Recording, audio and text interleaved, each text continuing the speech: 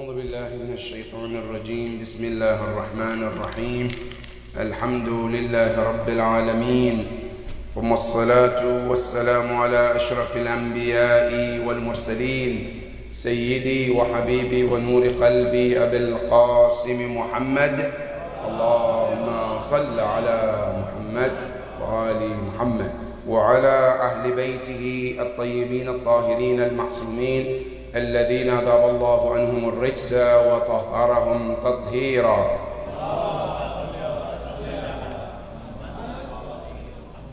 قال الله سبحانه وتعالى في كتابه الكريم: أعوذ بالله من الشيطان الرجيم. بسم الله الرحمن الرحيم. قل يا عبادي الذين أسرفوا على أنفسهم لا تقنطوا من رحمة الله إن الله يغفر الذنوب جميعا إنه هو الغفور الرحيم. صدق الله العلي العظيم. اللهم صل على محمد وآل محمد. عباد الله، أوصيكم ونفسي بتقوى الله. My dear brothers and dear sisters, Assalamu alaikum wa rahmatullahi ta'ala wa barakatuh. Allow me to remind myself and remind all of us about taqwa Allah subhanahu wa ta'ala. Let each and every soul keep in mind that there is Allah subhanahu wa ta'ala who watches and knows every details of our actions. And not only He knows all the details of our actions, He is the one to hold us accountable for everything. My dear brothers and sisters, let it be known to all of us that in this world, nothing happens without you and I being held accountable Yawm al-Qiyamah. Nothing will happen in your life, in my life, and we would not be held accountable. According to the Quran, every detail in your life, Allah subhanahu wa ta'ala said, you will be questioned about it. Your eyes, what you look at, the ears, what you hear, your legs, where you go. Allah said, all of these will be questioned. In Surah Al-Isra, Allah said, وَلَا تَقْفُ مَا لَيْسَ لَكَ بِهِ عِلْمٍ إِنَّ السَّمْعَ وَالْبَصَرَ وَالْفُؤَادَ كُلٌّ أُولَٰئِكَ كَانَ عَنْهُ مَسْئُولًا. Allah said, all of these part of your body will be questioned Yawm al-Qiyamah. Everything.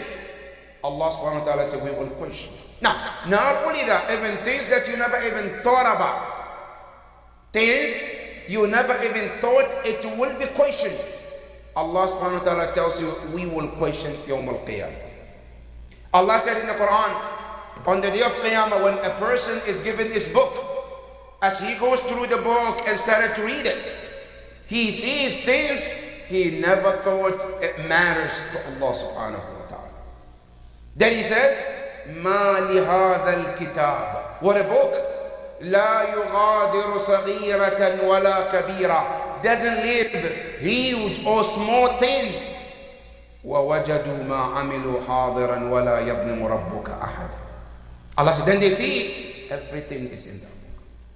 And not only that, Allah is to confirm that, to tell you and I, Yawm al-Qiyamah, doesn't matter the size of your action, good or bad. فَمَنْ يَعْمَلْ مِثْقَالَ ذَرَّةٍ خَيْرًا يَرَى وَمَنْ يَعْمَلْ مِثْقَالَ ذَرَّةٍ شَرًّا يَرَى. That is Allah subhanahu wa ta'ala. We pray to Allah subhanahu wa ta'ala to give us the tawfiq to have Allah in mind and to think about it and to be God conscious all the time. Ya Rabbal Alameen. My dear brothers and sisters, our khutbah today is about the power of hope in Islam. How does Islam encourage us to have hope in this life? Now the ayah we read today is in Surah Al-Zumar. Surah Al-Zumar, verse 53. Now according to the Mufassirin, this ayah was revealed for many reasons. There were many incidents that took place, and every one of these Allah revealed the same verse because it related to the hope. And all of those incidents were the incidents that have to do with the hope in life. One of them, they mentioned is about one of the companions of the Prophet known as Wahshi. Wahshi was an African who was a slave to Bani Umayyah before Islam, where he was asked to kill Hamza, which he did. And he was asked to kill Hamza, so that became the reason of his freedom. And according to the history and tafasir, they gave him this option. And by the way, there's the details about history, how all of this came about. What happened was, after the battle of Badr, where the mushrikeen lost the battle, but they could not settle within themselves as to why they lost the battle. So what happened? They started thinking about the way to revenge. They have to revenge. Because some of them, they lost their fathers, their husbands, their dear ones. So they want to revenge. So what happened? They started to plot how to fight Islam and Muslims, and also to revenge for the loss that they took in the Battle of Badr. So one of the plot was Wahshi to kill Rasulullah. That was the first offer. They said, Wahshi, you are to kill Rasulullah, you'll be free. You're no longer going to be slave. Wahshi said, look, I can't kill Rasulullah. Why can't you? I said, because Rasulullah is always surrounded with his companions. So what that means, for me to kill Rasulullah, I have to kill everybody around him. And I can't do that. So Rasulullah is not an option. Then they said to him, Ya Wahshi, why don't you kill Aliyun Amir al-Mu'mineen? Allahumma salli ala Muhammadin wa alihi. Wahshi said, I can't kill Aliyun Amir al-Mu'mineen. Why can't you kill him? I said, because I know Ali, he fights front and back. And there was never a time he is not conscious about his surroundings. So Ali is not an option either. Then they told him, the third option is, can you kill Hamza? Then he says, Hamza, I don't know much about him, but I can try. It's okay. If you're able to kill Hamza, then your reward is you're free. He said, okay. According to the history, Wahshi didn't go to the battle to fight anyone.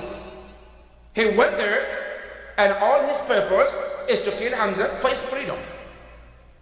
So when he went there, he was hiding, and he was looking at Hamza's movement, where he goes, how he fights, until he found the best time to strike Hamza alayhi salam, which led Hamza's martyrdom.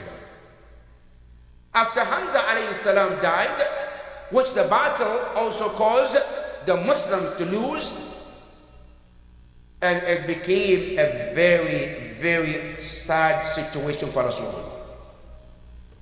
Wahshi, months later, years later, he decided to become Muslim. But he was afraid that Rasulullah will not accept him for whatever he did, just killing Hamza alayhi salam. He hesitated to become Muslim for many times. Finally, he decided to meet Rasulullah. He came to Rasulullah. Ya Rasulullah, I'm here to meet with you. The Prophet said, go ahead. What do you have? Say, Ya Rasulullah, I'm here to become Muslim. The Prophet says, you are Wahshi, right? I said, yes. I said, you are the one who killed my uncle Hamza. I said, yes, Ya Rasulullah, but I'm sorry about it. Then the Prophet said to him, Ya Wahshi, tell me, how did the whole thing happen? How did you kill my uncle? Tell to narrate the story, how he started, how everything he was told, and then how he ended up killing Hamza. How you know Rasulullah sallallahu alayhi wa alihi wa sallam? As he was listening to Wahshi, the story of killing Hamza, the Prophet was crying because it brought the memory Prophet started crying. After that, then the Prophet said to them, Ya Wahshi. So as for me, I forgive you. But Wahshi, one thing I want to ask you is غَيَّبَ وَجْهَكَ عَنِّي. I said, I just don't want to see you. Not because I hate you. Because whenever I see you, it brings memories. Now here is where I want to say something, brothers and sisters. You know, in America, there is a saying, forgive and forget. In Islam, there is no such thing. Forgive, but don't forget. Now, why don't forget? Now, one thing is, if somebody used a technique to hurt you, and then they came and asked forgiveness, does it mean to forget so they can do it again and again? No, some say no. So means what? Remember the technique that they do to hurt you so that it doesn't happen to you again. Because Rasulullah says, Al-mu'minu la yuldahu fi hufratin marratin. A believer should not be hurt in one hole twice. So what that means, if a person uses a technique to hurt me, and then they can say, oh, I'm sorry. Okay, I'm sorry, yes. But should I forget the technique so they can use it again? No, don't forget that. So in Islam, forgive, yes. But forget on the way how you got hurt? No, don't forget that. Right? Now, there are certain sins or certain things, yes, one can forgive and forget. But for the most part, no. So for that matter, Rasulullah sallallahu alayhi wa sallam, Allahumma. He told Wahshi, I forgive you. But one thing is, anytime I see you, it reminds me about the whole situation with my uncle. So, Ya Wahshi, stay away. Now, after this, they say this verse was revealed upon Rasulullah sallallahu alayhi wa sallam. Allahumma. Where Allah is talking to Rasulullah, telling Ya Rasulullah, Qul ya ibadi. Allah says, Ya Rasulullah, tell my servant. Call them and tell them. What is it? And look at the ayah. Allah subhanahu wa ta'ala talks to anyone, me and you and anybody who might commit sin and start to think Allah will never forgive him or her. Or who might commit sin and think that he is no longer have a chance with Allah subhanahu wa ta'ala. Allah says, don't think that way. وَقُلْ قُلْ يَا عِبَادِيَ الَّذِينَ أَسْرَفُوا عَلَىٰ أَنفُسِهِمْ. Now the word that Allah uses is asrafu, from the word israf. Israf means waste. When we commit sin, we are wasting our life in the wrong path. So sin and bad actions, bad deeds, is a waste of your time and your life. So that's why Quran says, asrafu ala anfusihim. They wasted their time, their life. Allah says, la taqnatu min rahmatin. Allah says, never become hopeless from the mercy of Allah subhanahu wa ta'ala. No matter what is going on in your life. And I know there is so much happening in our lives. So much that sometimes you cannot even share, you cannot even talk. And you wonder as you look right and left, so much is happening. And you wonder, how would this situation ever change? How would this situation can ever come to an end? Allah subhanahu wa ta'ala said, La taqnatu min rahmatillah. Never become hopeless from the mercy of Allah. Why? Allah says, Inna Allah yaghfiru dhunuba jami'a. Allah says, remember that nobody forgives all the sins except Allah subhanahu wa ta'ala. Every sin that you have committed, every sin that you can ever think that is the worst thing you have done, Allah said, remember, I will forgive you. Now, there is a mufassirin, there is a debate among the mufassirin, among the scholars, where they said that there is a one ayah in the Quran where Allah says, He forgives all the sin except one. And that's a shirk. Where Allah says, Inna Allah la yaghfiru an yushraka bih wa yaghfiru ma duna dhalik. Now, this ayah comes and says, Inna Allah yaghfiru dhunuba jami'a. So what happened to that? A shirk. Now, some Mufassirin, they said, this ayah 53 of Surah Al-Zumar is known as the nasikh of that verse. Meaning what? It now came to abrogate the effect of the previous one. Which means, according to this Mufassirin, that Allah subhanahu wa ta'ala will forgive even if it's shirk. Even if it's shirk. Because the ayah says, إِنَّ اللَّهَ يَغْفِرُ الذُّنُوبَ جَمِيعًا. And shirk is part of the sin too. So that means, even shirk, if one asks Allah sincerely, Allah will forgive. But would Allah forgive just like that? No. The next ayah after this ayah, which is ayah 54, Allah tells you the conditions. That I cannot say I commit shirk and then that's it, Allah forgives. Or I commit sin and that's it. Allah said no. بِشَرْطِهَا وَشُرُوطِهَا. Allah said I forgive. But what is the step? The next ayah put 3 steps of Allah to forgive us for any sin that we have committed. Number 1, Allah says, وَأَنِيبُوا إِلَىٰ رَبِّكُمْ. The first one, Allah says, is called Al-Inaba. Al-Inaba means what? Ay-ruju'u ila Allah subhanahu wa ta'ala. Meaning what? I have to return to Allah subhanahu wa ta'ala. What does it mean, Al-Inaba? Al-Inaba bima'na tawbah. At-tawbah means what? I return back to Allah. What does it mean, return back to Allah? Meaning I regret the past of my sins. I regret what? From my heart, from my head and my heart, both, that I am sorry for doing what I did of those mistakes. And that's called an inab. That's number 1. Number 2, then Allah said, وَأَسْلِمُوا لَهُ. Step number 2, now I return to Allah. I am sorry, Ya Allah. Is that enough? Allah said, no. وَأَسْلِمُوا. And then submit and surrender to Allah subhanahu wa ta'ala. Meaning what?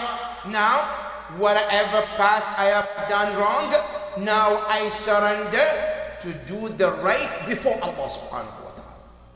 Things that I never used to do when I was doing sins, now I have turned to do the right thing for Allah subhanahu wa ta'ala. And I want to share with you, brothers and sisters, this ayah will talk about the 3 steps.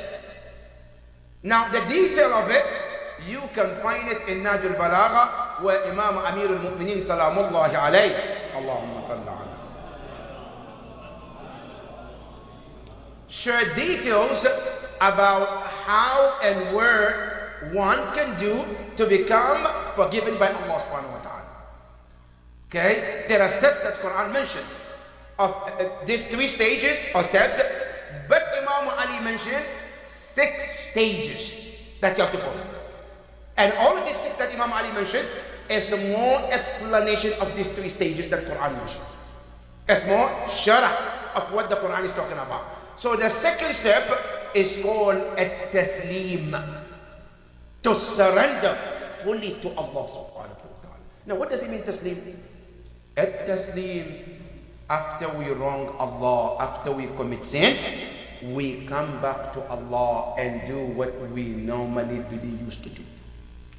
Which Imam Ali alayhi salam says, أن تعمد إلى كل فريضة ضيعت حقها فتؤدي حقها.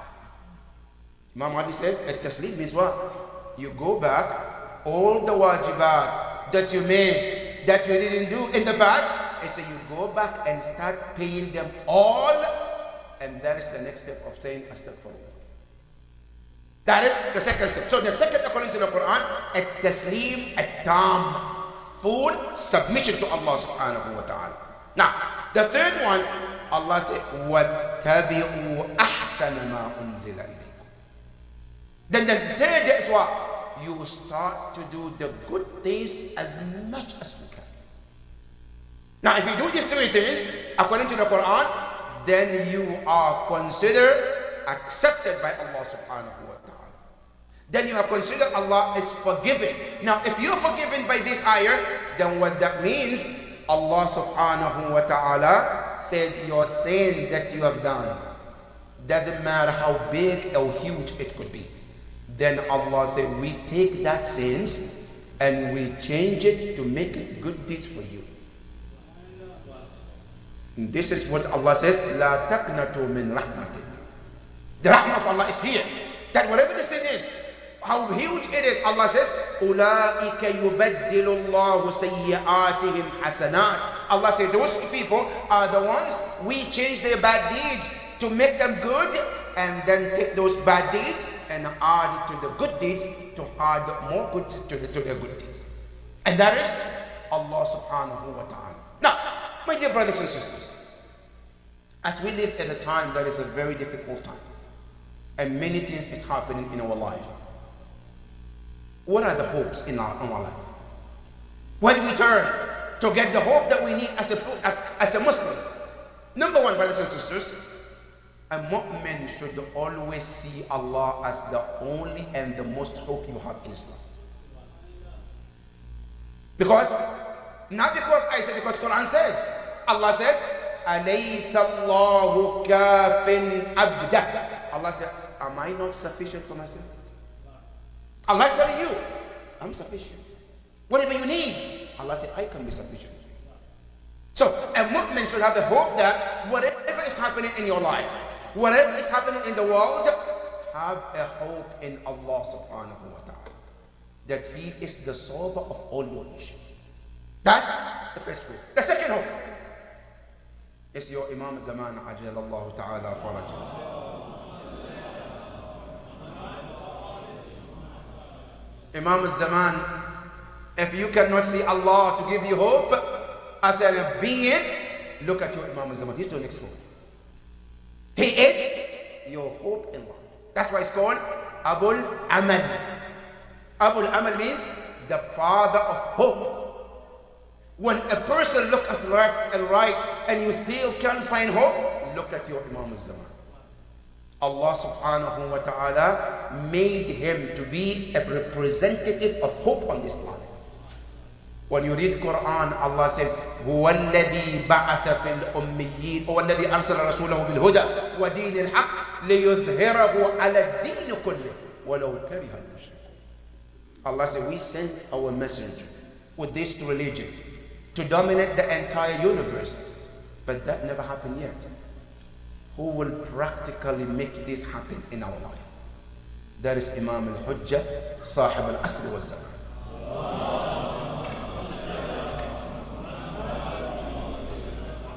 So your hope is Imam al-Zaman.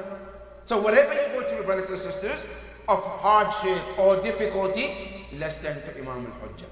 May the Almighty Allah subhanahu wa ta'ala give us the tawfiq to have a hope in Allah subhanahu wa ta'ala.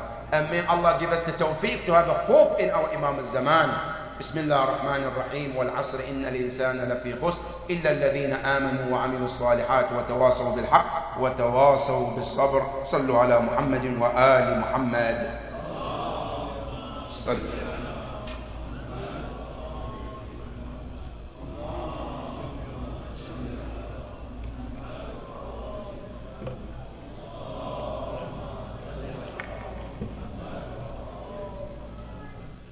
بسم الله الرحمن الرحيم الحمد لله رب العالمين ثم الصلاة والسلام على أشرف الأنبياء والمرسلين حبيبي وسيدي أبي القاسم محمد اللهم صل على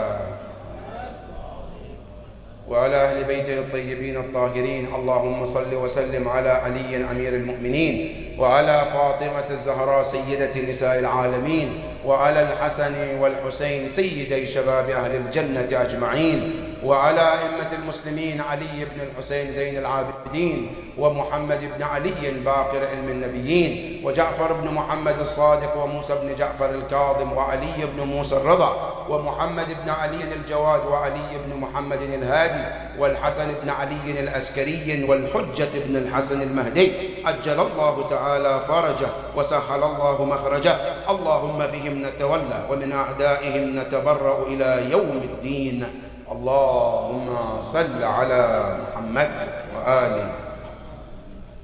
My dear brothers and sisters, one of the events of this week is the Shahada of Imam Muhammad al-Baqir alayhi afdalus salati was salam. Sallallahu. You know, Imam Muhammad al-Baqir alayhi salam had played a big role in Islam. But one thing that we normally forget about Imam Muhammad al-Baqir is the role that he played in Karbala. Many people don't even know Imam Baqir was in Karbala. And not only he was in Karbala, he also one of the narrators of Karbala story. One of the Ma'sumin who narrated exactly what took place in Karbala. Now, Imam Zayn al-Abidin was there. Yes, Zaynab Salamullahi alayha was there. He narrated the story. But one of them is Muhammad al-Baqir alayhi salam.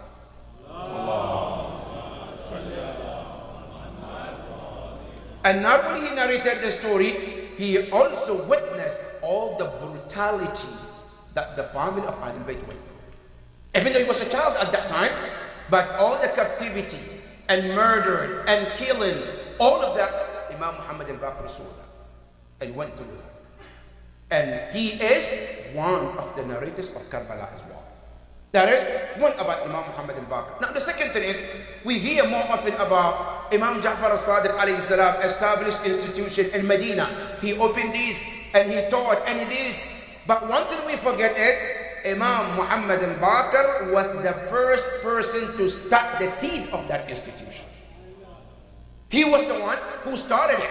Now, what Imam Ja'far al-Sadiq did was to expand it and even take it to the next level. But the one who initiated it was Imam Muhammad al-Baqir alayhi salam.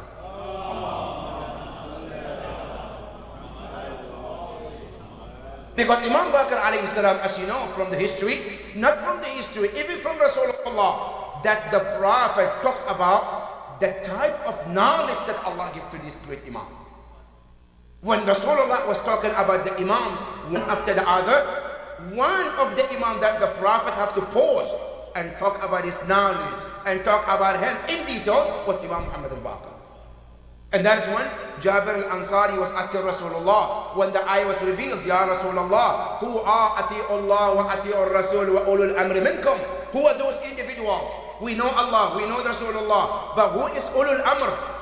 Then Rasulullah started to go into details by talking about the Imams and their names.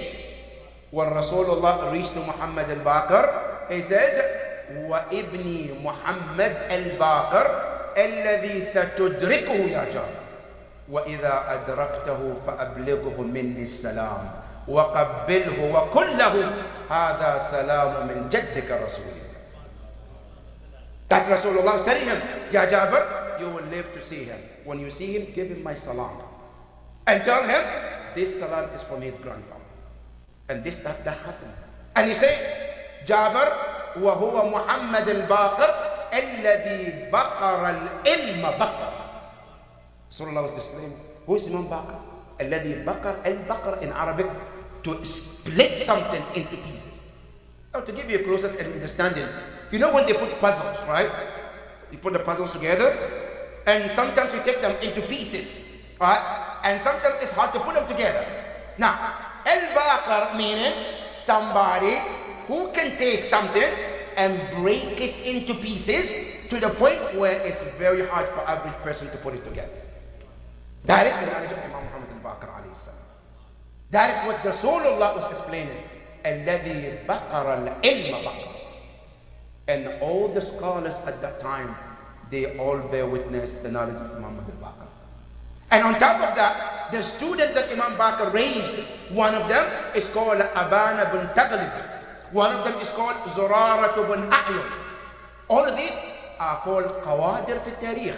Today, if you read books that our scholars, they rely on in Ahkam, in Fatwa, many ahadith came from these scholars, these great companions.